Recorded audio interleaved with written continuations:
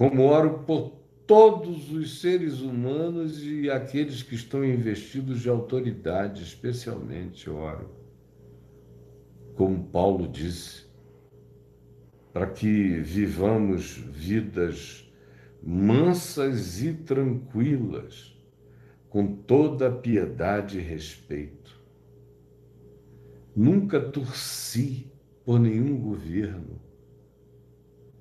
Pedro diz na segunda epístola dele, e é o que Judas repete, que ninguém deve torcer contra nenhum governo. Ninguém deve tentar secar, amaldiçoar, secar, olhar com a expectativa de que não dê certo. Não. Segunda epístola de Pedro, epístola de Judas. É explícito. Não seque. Ore para que dê certo. E Paulo dá razão, porque a gente está juntos. Para que vivamos vida mansa e ordeira com toda piedade e respeito. Para que tenhamos com que comer, beber e nos vestir, e um telhado sobre a cabeça, e assim estejamos satisfeitos, é o que Paulo também diz. Esse é o meu espírito, eu sou um cristão. Eu não tenho como sentir diferente, desejar diferente, pensar diferente. Não tenho. E eu digo isso olhando para principados, potestades e poderes e na presença de Deus com temor e tremor. Minha mulher sabe, meus filhos sabem, quem convive comigo sabe, e é na presença de Deus que eu digo tudo que digo e reafirmo tudo que disse. Não conheço o espírito do ódio. Não torço contra qualquer coisa e qualquer um que esteja investido de autoridade. Desejo que o bem lhe atinja a mente, os discernimentos e as decisões, porque fazemos parte de um todo. Como disse o profeta Isaías, o profeta Jeremias, orai pela paz desta cidade, porque na sua paz vós tereis paz. Só um suicida deseja a desgraça para validação de uma opinião de natureza política ou religiosa. Só um perverso de coração. Alguém que deseja o bem dos seus filhos, dos seus netos, e deseja seu próprio bem, torce para que, não importando qual seja a ideologia partidária, alguma coisa dos céus aconteça, como Daniel, que orou por Nabucodonosor, orou pelos seus sucessores, orou por quem veio, pedindo bem,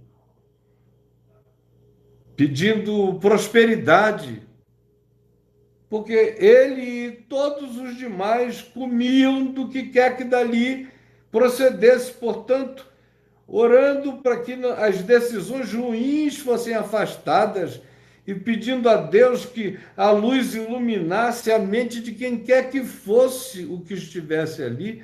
E não eram pessoas eleitas pelo voto popular, eram tiranos que se sucediam, substituindo-se pela guerra ou por meio do assassinato.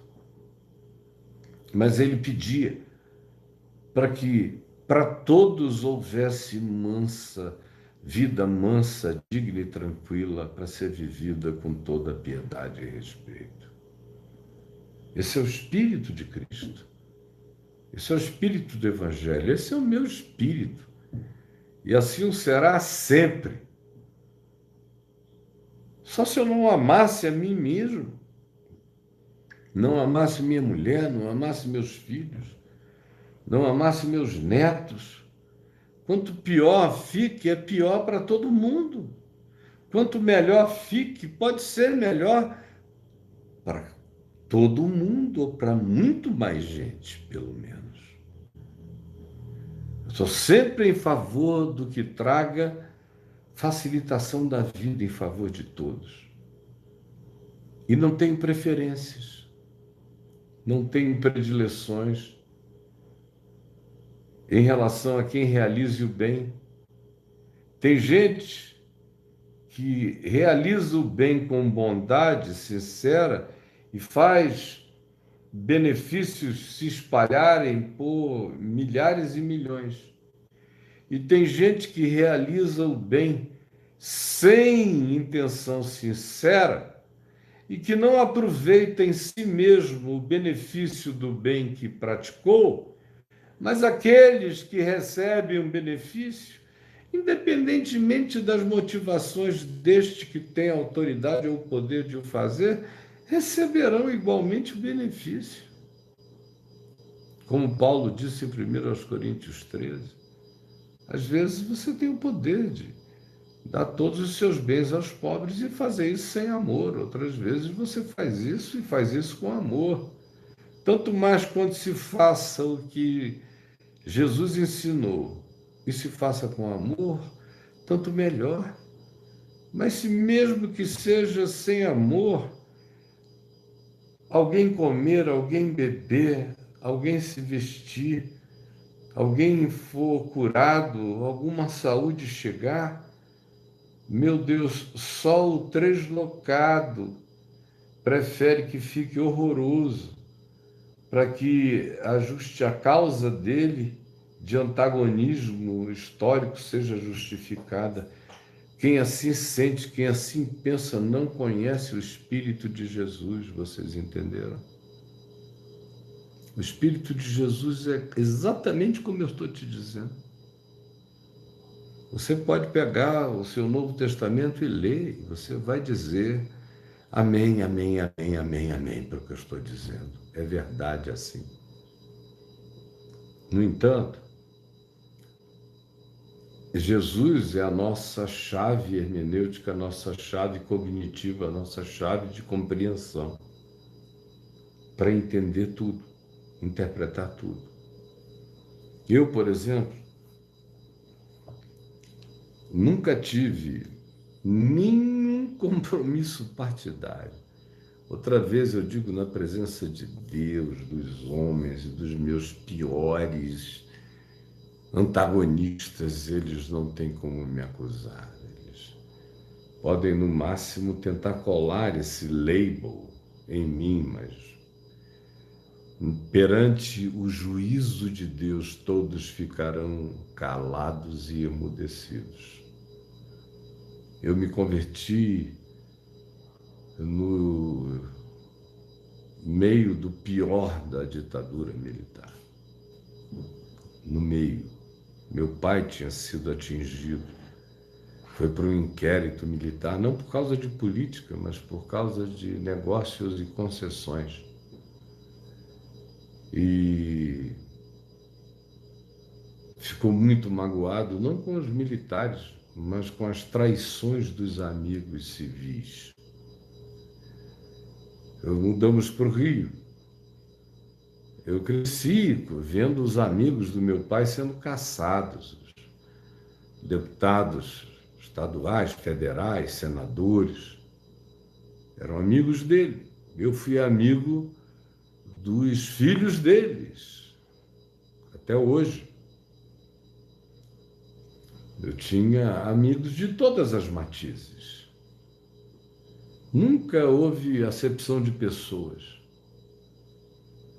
Eu tinha amigos da direita, amigos da esquerda, amigos filhos de oficiais da ditadura, que eram, de fato, gente de linha dura, mas os filhos eram meus amigos. Tanto quanto eu tinha amigos que eram filhos de exilados, que estavam proibidos de voltar ao país. Eu jogava bola com eles, direita e esquerda, eram só uma questão de posicionamento no campo de futebol. E eu sempre joguei no meio, armador e ponta de lança. Nunca tive vocação para jogar nas pontas. Eu gostava de armar o jogo, de servir e chegar para arrematar. Vivi com todos, todas as mentes, todos os tipos. Amigos santos, amigos bandidos, amigos completamente funcionais, amigos totalmente disfuncionais. E nunca tive por parte do meu pai, da minha mãe, nenhum tipo de cobrança para que eu tentasse fazer uma uniformização relacional. Nunca tive. Cresci sem isso. Fui adolescente no meio do movimento hippie, que era totalmente sem nada disso. E criei no evangelho ensinado pelo meu pai, que era um homem que já vinha livre disso desde antes de se converter. Quando se converteu, aí é que ele ficou um ser universal, genuinamente católico, no sentido de universalidade, de inclusividade, de uma capacidade de acolhimento de ponta a ponta do espectro. Ele entendeu que se não houvesse amor, não haveria Deus, não haveria nada que se aproveitasse no Evangelho, nada. E eu cresci na fé, sim. E me casei com a filha de um almirante que tinha tido o seu próprio papel no governo militar, e ainda tinha. Eu me casei em 75. Normalização dos processos no Brasil vieram a acontecer de fato, começarem a acontecer depois de 88. De modo que eu atravessei tudo isso. Quando eu me converti, não havia nenhuma polarização, exceto contra a ditadura. A maioria da população e da minha geração já dizia: a gente não quer isso, nós temos que ter o direito de viver com liberdade, de escolher democraticamente. Eu cresci com essa aspiração e me converti com esse ideal e aprendi logo na Escritura que a obediência era ao Senhor dos Senhores e nem a nenhuma ditadura, a nenhuma constituição, nem mesmo obediência à democracia. Eu obedeço à democracia enquanto ela for democracia justa para o povo. Se ela se fizer passar em nome de si mesma como um processo de mascaramento, de uma ação mentirosa contra o povo, contra a vida, contra a liberdade, eu me insurgirei contra essa democracia mentirosa. Eu sou discípulo dos profetas que dizem: ai dos que promovem leis injustas, leis de opressão, para negar o direito ao pobre, ao desvalido. Eu sou discípulo do Novo Testamento, que com Tiago clama o clamor profundo que diz: ai dos que sonegam o salário e vão crescendo, como Isaías já dizia, vão pegando campo a campo, vão tomando conta de tudo, até que eles sejam os únicos donos da terra. Ai daqueles que guardam o salário dos trabalhadores. O clamor dos trabalhadores chega até os ouvidos do Senhor dos Exércitos. Epístola de Tiago, capítulo 5, Tiago, irmão de Jesus.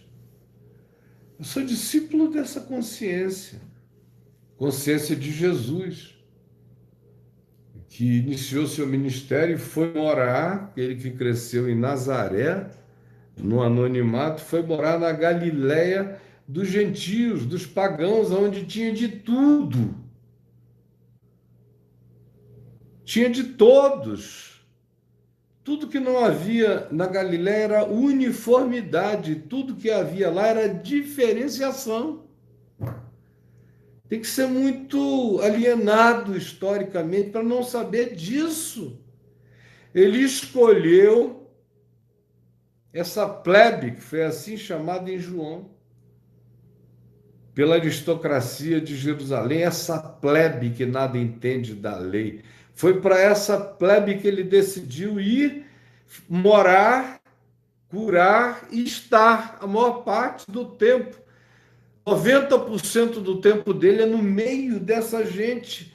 Ele designa, assim fazendo, um olhar primordial, tanto quanto quando ele diz que os céus dos céus não podem contê-lo, mas ele habita com o quebrantado e contrito de coração, tanto quanto quando Jesus disse na sinagoga de Nazaré: o Espírito do Senhor Deus está sobre mim, pelo que me ungiu para evangelizar os pobres, a proclamar libertação aos cativos e restauração da vista aos cegos, para pôr em liberdade os oprimidos e anunciar o ano aceitável do Senhor. E acerca disso que ele diz, o Senhor me enviou, ele diz, assim como o Pai me enviou, também eu vos envio, a missão de vocês é a mesma.